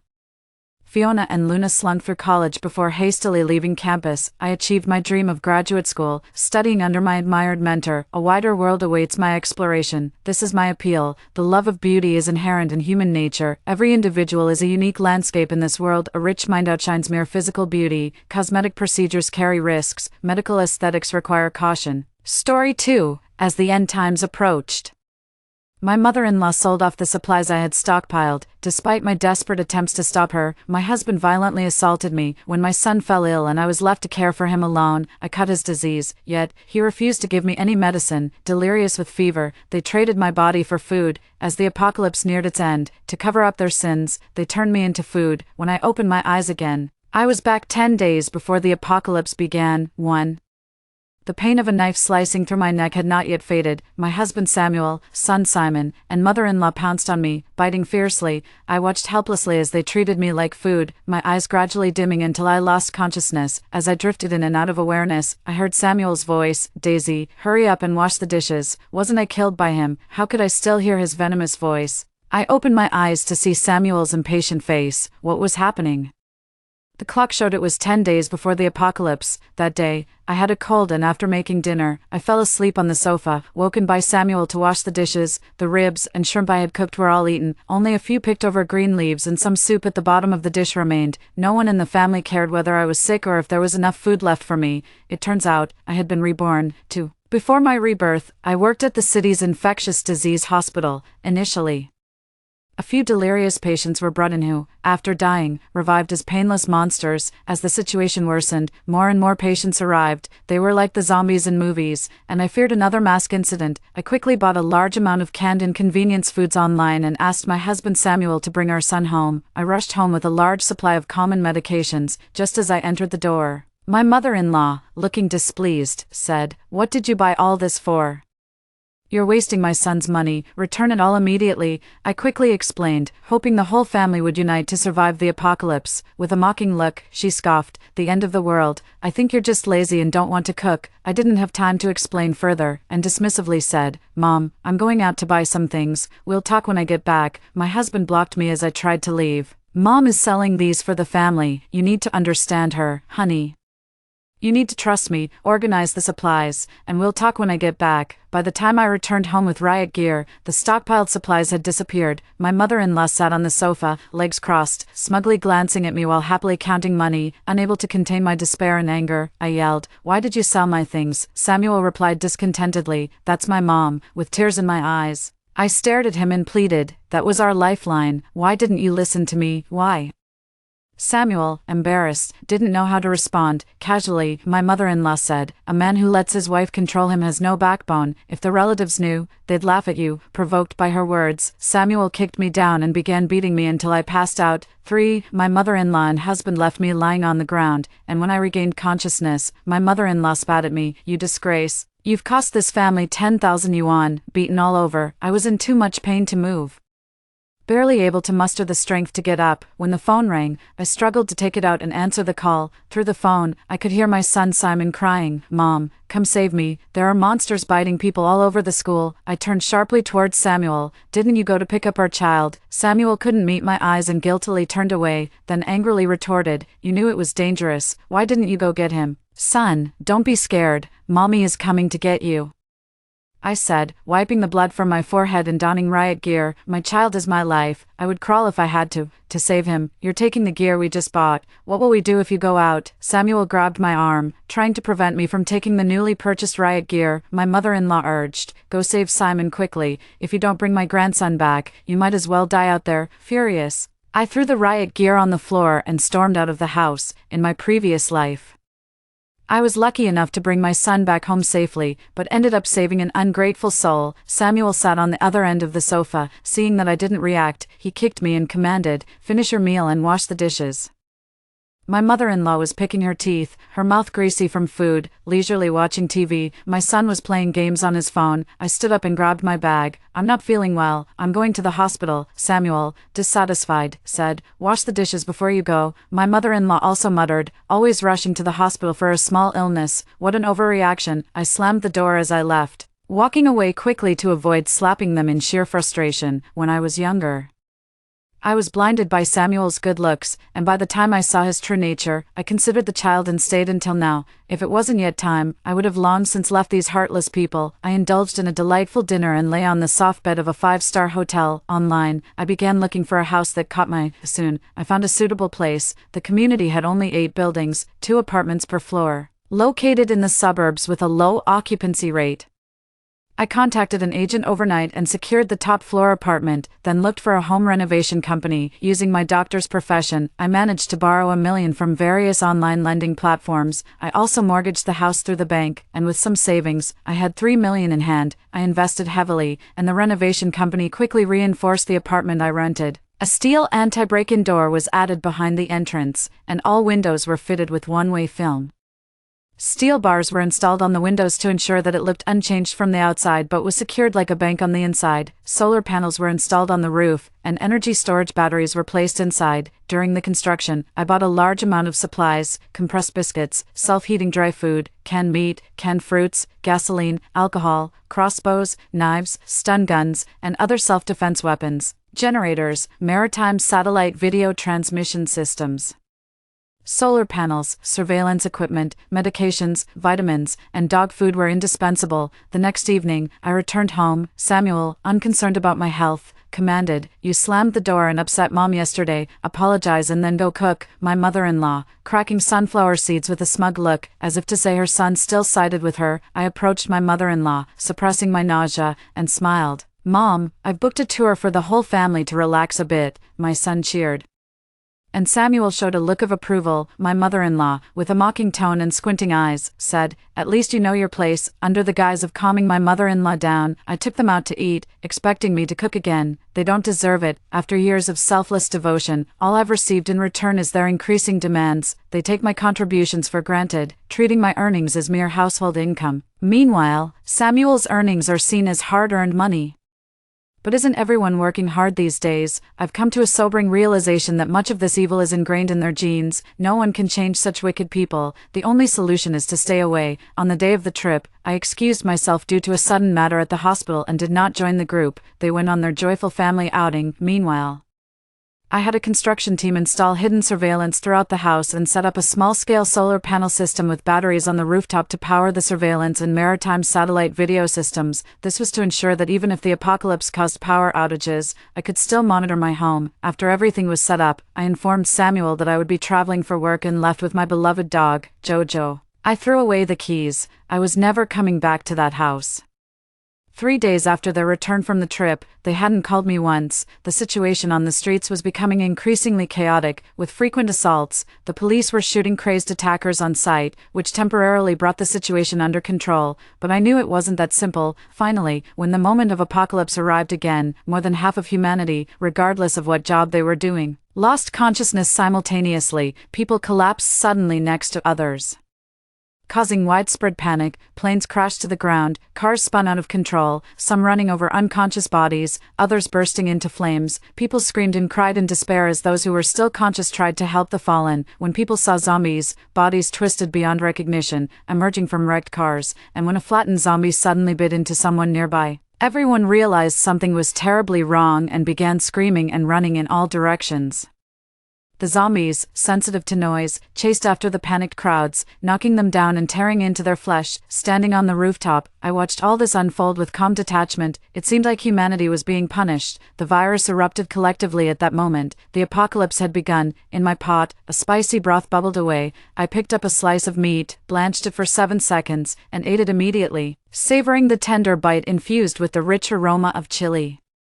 Jojo was happily gnawing on a big bone. Just as I was enjoying my meal, Samuel called via video. "Honey, where are you? Is the hospital safe? The sun, and I miss you. Come back soon." An apocalypse with streets full of crashed cars and flesh-eating zombies, and he wants me to come back as if my life means nothing. I sipped my red wine leisurely and turned the camera to show the food on my table. Crab, Australian lobster, abalone. All exquisite ingredients. Lazily, I replied, "I've eaten too much." Too lazy to move, pushing Samuel aside, my mother-in-law's voice screeched, "Bring all that food back for us to eat, Daisy. My mom is old and easily agitated, and the boy is hungry too. Please come back and cook for us." Every time my mother-in-law threw a tantrum, Samuel would play the soft-spoken one. For years, one would play the tough part, the other the soft, always manipulating me. I made so much money for the family, yet they never had a good word for me. Now, spending money on myself, enjoying good food and drinks, feels absolutely amazing. Indeed, money brings happiness when spent in the right places. Spent on heartless people, it only brings endless pain. I laughed and said, "You have a mom, let her cook for you." Samuel, in disbelief, asked, "You won't take care of me, not even your own son?" Thinking he could manipulate me with our son, I retorted, "Why doesn't his dad cook? Is he dead?" Samuel was so angry he couldn't speak. Our son, drooling at the sight of the ingredients, shouted, "All of this is mine. If you don't let me eat, when you die, I'll feed you to the stray dogs." This is the son I painstakingly raised, enrolling him in various interest and tutoring classes. Money is better spent on myself,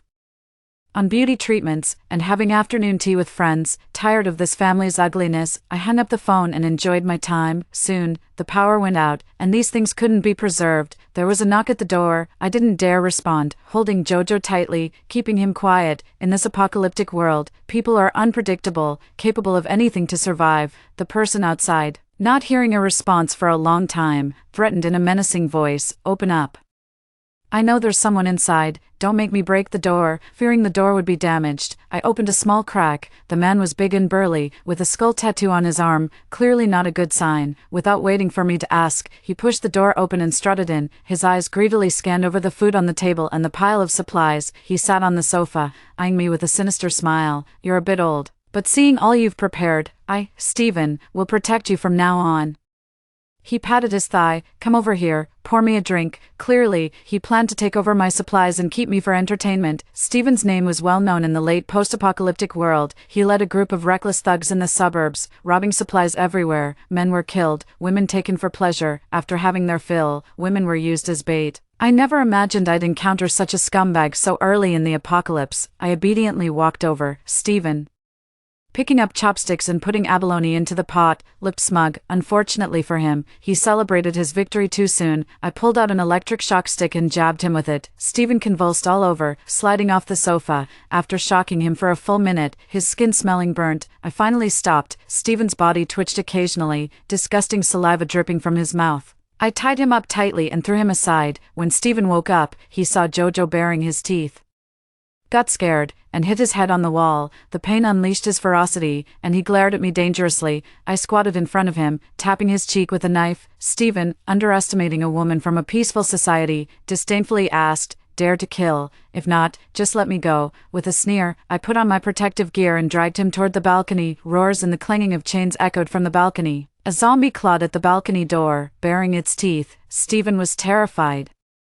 Unable to believe his eyes, "I caught this one from downstairs especially for you. Enjoy your time together." Stephen finally realized that he was not dealing with a weak woman, but a living demon. He pleaded continuously for me to let him go, promising not to trouble me afterward. The apocalypse had just begun, and people were not yet desperate, maintaining a basic respect for the law. However, I had seen how people would do anything to survive during the apocalypse. The apocalypse has no need for saints. I opened the door and pushed Stephen inside. When Samuel contacted me, I was enjoying some beef jerky and watching a show with Jojo in my arms. As soon as the video connected, Samuel's mother-in-law and his son crowded in front of the camera, looking distressed. I casually fed the beef jerky to Jojo. The mother-in-law's eyes narrowed in pain as she scolded, "Are you even human? Your husband and son are starving, and you feed the dog. Bring back some food immediately." Her son looked pitifully and said, "Mom, I'm hungry too. I really want some food." Samuel also urged, "My son is starving. My wife, we need you." I sighed, my face showing helplessness. "If it weren't for your grandma always stopping me from buying provisions, you wouldn't be hungry now." Whenever I tried to buy instant noodles or self-heating meals, the mother-in-law would scold me for feeding the family junk food, claiming I was harming her son and insisting that I cook instead, as if the hands that perform surgeries and save lives could cook meals that were somehow more nutritious. Buying too many groceries also got me scolded for being wasteful. Buying too much rice was a waste of space. She preferred buying as needed. Now, it seems, all the snacks for the son are gone. Her son glared fiercely at the mother-in-law and snapped, "It's all your fault. You old hag, you never let Mom buy anything.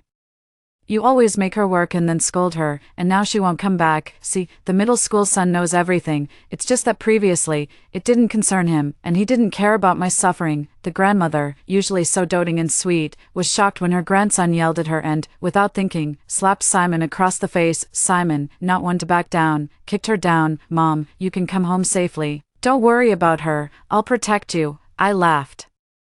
The apocalypse was only a week old, and electricity hadn't even gone out yet, but their true colors were already showing. I picked up Jojo, stroking its soft fur, and offered it more beef jerky. "There's too much to carry back, but you're welcome to come and find me." Samuel and his son fell silent. The brave were already out on the streets killing zombies, searching for food, but they dared not. In a previous life, they dared to kill me, but they didn't have the courage to face the zombies outside. Samuel hesitated for a long time before muttering, "It's too dangerous outside. I'm afraid something might happen to my son. Bring the food back and we can wait for rescue together." "Rescue? That won't come. Electricity is about to go out too. They're afraid of dying, but not of me facing dangers on the road back." I reminded them before leaving, set the intercom to channel 8 to reach me. Before leaving the house, I prepared the walkie-talkies and solar panels. They are my dearest family. Even if the power goes out, we cannot lose contact. 12. Half a month after the apocalypse, the city had long been without power, thanks to solar energy. I still watch TV shows and play with my dog every day, no work, no chores, and with plenty of food and water. I am almost too happy. In my spare time, I check on Samuel through the security cameras to relieve the boredom. Samuel, unable to bear the hunger, buys food at exorbitant prices, $500 for a bun, $1,000 for a bowl of rice. As time goes on, the price of food keeps rising. Samuel traded all of my gold and silver jewelry for just a packet of instant noodles. My son, driven by hunger, his eyes turning blue, reaches out and says, "Give it to me." Samuel refuses, saying, "I'm the breadwinner. I need the strength to find food for you." Samuel devours the noodles so quickly he doesn't even bother with the seasoning packet. "Give it to me. I'm starving." My son, used to having his way, lunges to snatch it. He doesn't care about the future. He can't stand others being full while he's hungry. Samuel doesn't let go, and during the struggle, bits of noodles spill from the package. My mother-in-law quickly picks up the crumbs from the floor and stuffs them into her mouth. My son, not as strong as Samuel, bites him in frustration. Samuel, bleeding from the bite, lets go in pain. My son grabs the noodles and takes a bite, only to be knocked down by a punch from Samuel. In my past life, they traded me for food and never resented my mother-in-law for selling my hoarded supplies. No, over a packet of instant noodles, the bond of fatherly love and filial piety completely collapses. My son, crying, contacts me. "Mom, he's stealing my food and he hit me.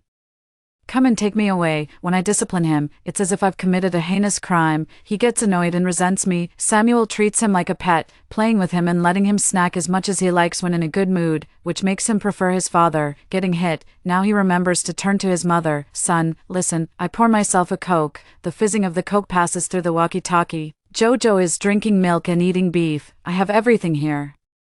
My voice is full of allure. "You're not allowed to drink Coke or feed Jojo. It's all mine." My son yells jealously. My greedy and foolish son doesn't even know my address yet, and he's already guarding his food. 13. Jojo rests his head on my lap, his tail wagging happily. Evil, once it begins, is hard to stop. Samuel slaps my son down, cursing, "Idiot. You don't even know your mother's address and you've upset her so much she ignores you. What's the use of raising such a useless person?" Jojo is better. Jojo could at least be killed for meat. Keep trying to contact her. "If your mother ignores you, I'll kill you." My son lies on the ground, looking up at him with hatred. My mother-in-law watches him, her gaze flickering with unclear implications. I turn off the walkie-talkie. I've stopped contacting them. Still, the apocalypse hasn't put enough pressure on them. 3 months later, resources became increasingly scarce. Murder for a morsel of food became the norm. Revealing the depth of human malevolence, the bold ventured into supermarkets, granaries, and restaurants, places abundant with food. Those afraid to face the zombies resorted to breaking into homes in search of sustenance. Fortunately, there were few people in my neighborhood, and I only encountered intruders twice. Each time, I used Steven and another zombie to guard the living room. Their howling frightened away the intruders. Steven kept his promise to protect me.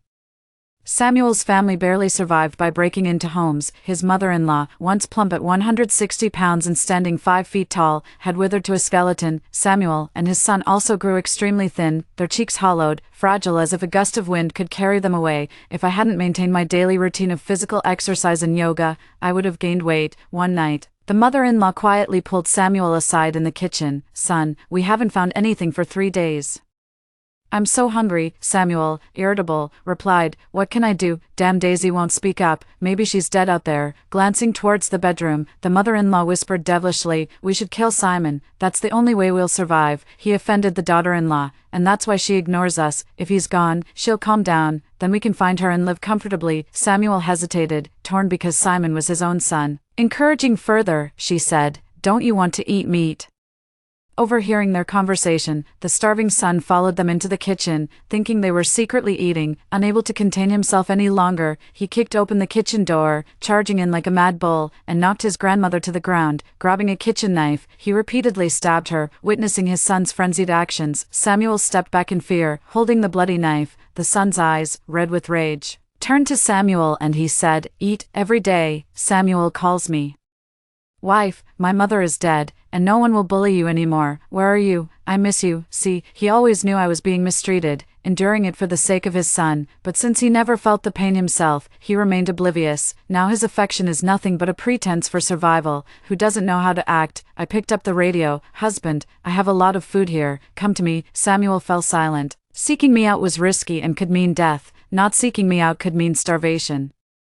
He was caught between a rock and a hard place. I suggested, "Why don't you bring some neighbors along? I have plenty of supplies." Samuel's eyes lit up. As long as he didn't reveal the location, the neighbors would protect them for the sake of food. "Wife, you're amazing," he exclaimed, then cautioned, "People are unpredictable. Hide the food and just leave a little for the neighbors." I agreed and gave him the address. "I'm at Lishui, Block 3. Unit 1, Apartment 401. Samuel rallied the neighbors, describing a paradise-like place with ample food, few zombies, and a beautiful environment. I thought only capitalists were skilled at making empty promises, but it turns out he is too. The group, nearly starved to death, fawned over Samuel for a chance to reach this so-called dreamland, terrified of being left behind. Samuel, full of himself, demanded food as a ticket for those wanting to join. Those who couldn't provide food had to offer women instead, after lording over everyone for 2 days.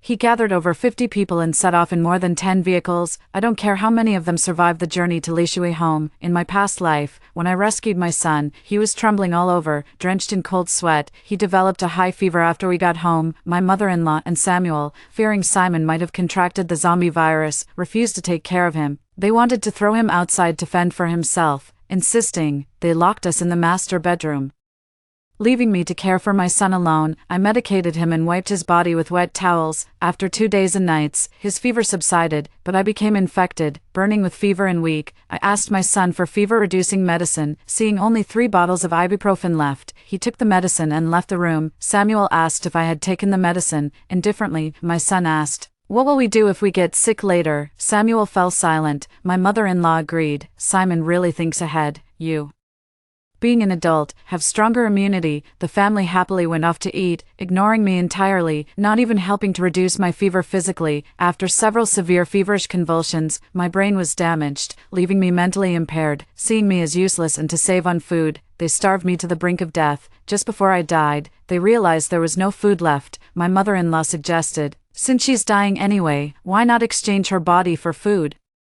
Samuel struggled with the idea. He still cared about appearances and didn't want to be seen as a monster. Again, my mother-in-law persuaded, "Why hesitate over a fool? When this apocalypse is over, I'll find you a young and beautiful bride." Samuel happily agreed. My son wanted to refuse, but faced with the choice my mother-in-law posed, eating or keeping his foolish mother, he silently returned to his room. From then on, male neighbors continuously visited my room. Initially, they left a pack of instant noodles. Later, it was just a cookie, until a vaccine was successfully developed, power was restored, and the apocalypse neared its end. They turned me into food.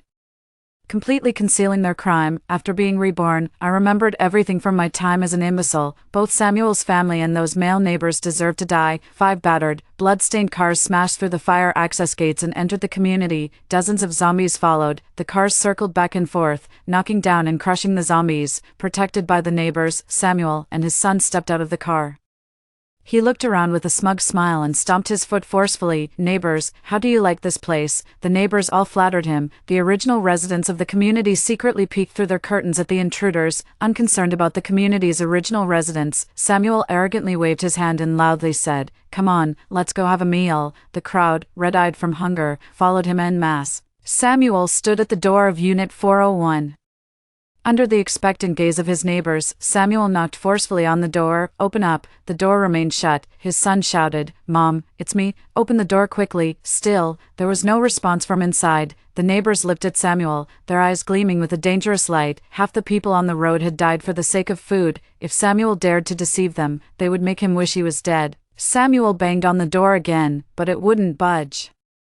A neighbor grabbed Samuel by the collar, demanding harshly, "Did you lie to us just to get our protection?" His wife had been bitten by a zombie on the way here. He couldn't stand being tricked. Terror-stricken, Samuel picked up the walkie-talkie and called, "Honey, our son and I are here. Please open the door." I chuckled and turned off the walkie-talkie, watching through the surveillance system. Repeated calls led to despair. The neighbor punched Samuel, knocking him down.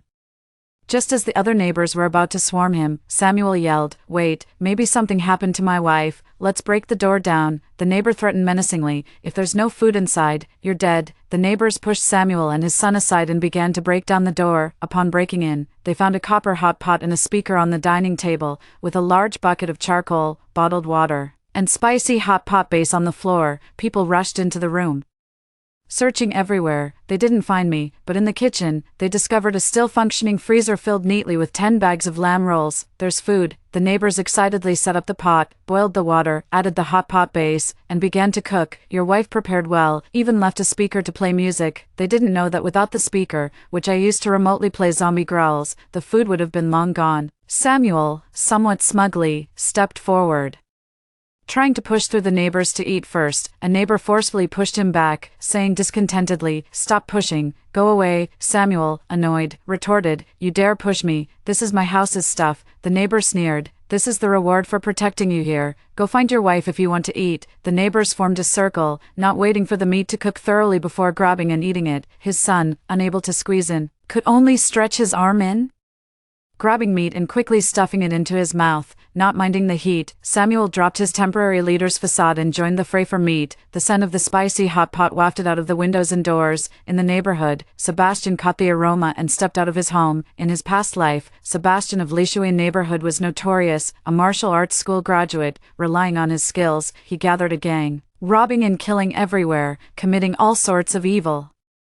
With over 20 followers, wielding machetes, Sebastian headed straight for apartment 401. Samuel and others were enjoying their meal, but 10 bags of lamb were not enough. Just as everyone was calculating how to eat more, Sebastian and his men stood at the doorway. Sebastian raised his knife towards the neighbors. "Stop eating, get out now." To the neighbors, the slices of meat were as precious as life itself. Asking them to give it up was like asking for their lives. The neighbors had grown bolder after their journey, having dared to kill zombies. They could certainly confront a man. "Get out." Sebastian, insulted, swung his knife and killed the one who insulted him. The other neighbors grabbed whatever they could and charged forward. A bloody battle ensued. The hot pot was boiling furiously. Soon, the neighbors and the son were lying in pools of blood. Sebastian's men dragged Samuel out of the bathroom where he was hiding, with a face scarred from burns. Sebastian swung his knife with a grim look. Samuel's pants were wet as he screamed, "Don't kill me, my wife has a stash of food, my wife is beautiful, she's a doctor, she can treat your wounds." The machete paused above his head. Treating severe burns was difficult even in normal times, let alone in a post-apocalyptic world lacking medical supplies. Sebastian coldly asked, "Where is your wife?" "Her walkie-talkie might be out of battery, I can't reach her now, but I'll take you to her once I do."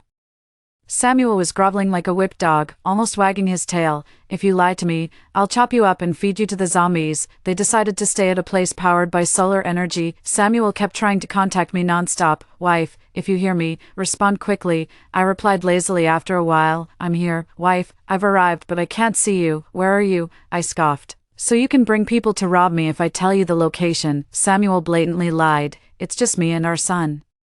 We ditched the others." "Samuel, your pathetic groveling disgusts me. Your son is dead. Why don't you go join him?" Sebastian and Samuel found a hidden camera as they searched around. Sebastian grabbed the walkie-talkie, threatening, "Give me your address now, or I'll chop him up." I calmly replied, "Okay." Sebastian cut off one of Samuel's fingers. "Will you talk now?" "Keep going." Sebastian cut again. After several cuts, Samuel was sobbing uncontrollably, realizing he couldn't threaten me.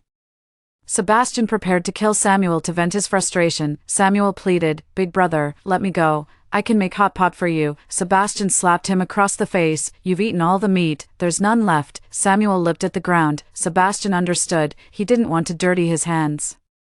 He went to play with his phone, leaving the scene to Samuel. Samuel prepared everything. Sebastian and his men started eating. Samuel served them without getting a bite himself. Soon, Sebastian clutched his stomach in pain, cursing at Samuel. "Bastard, you dared to poison me. I'll chop you up." Samuel grabbed the walkie-talkie and ran. All of Sebastian's men were poisoned, collapsed on the ground, unable to chase after him. I thought Samuel would die outside, but a day later, I heard his voice calling again. He pleaded and tried to gain my sympathy. 3 days later, Samuel weakly said, "Wife, I'm dying. I want to see you one last time." I agreed and gave out my real address. When Samuel showed up at the door, he was bloodied and in a sorry state. Seeing that he was unarmed, I cautiously opened the door. Once inside, Samuel grabbed my neck, hissing venomously, "You bitch, die." I jabbed him in the ribs with a stun gun. Instantly, he convulsed, and as he fell, He dragged me down. He thought we were both electrocuted, but men usually recover faster. Thinking he could get up before me, he glared at me menacingly. "I'll kill you and feed you to the dogs." Jojo, my dog, charged and bit him. Samuel cursed, "Damn dog, get lost," as he raged. I stood up easily. "Jojo, come here." Jojo stood by my side, menacingly eyeing Samuel. I didn't wait for his pleas. Jabbing him again with the stun gun. "I'm wearing insulating shoes, you fool," Samuel pleaded. "Wife, I was wrong, let me stay. I'll treat you well, don't worry, this stuff is all yours." I'm taking Jojo and leaving. I picked up the rope from the ground and gripped it in my hand. Samuel had a bad feeling and followed the rope with his eyes to see the other end tied to the balcony door handle. "You managed to eliminate Sebastian, and now it's time to take care of Steven, who is his equal. Good luck." I pulled hard, and the balcony door swung open. Steven and another zombie, attracted by the scent of blood on Samuel, lunged towards him. "Goodbye, no, never see you again." Jojo and I ran out of the room and closed the door behind us. From inside the room, Samuel's curses and screams could be heard. At that moment, the lights in the corridor turned on, indicating that the power was restored. This signaled that the vaccine had been successfully developed and the military was beginning to reclaim the city. The apocalypse was over. Sunlight swept across the land, clearing away the gloom of several months. Humanity, resilient and tough, quickly restored order and resumed work in production. I went back to being a doctor, choosing not to marry again. I focused on saving lives, independent and beautiful.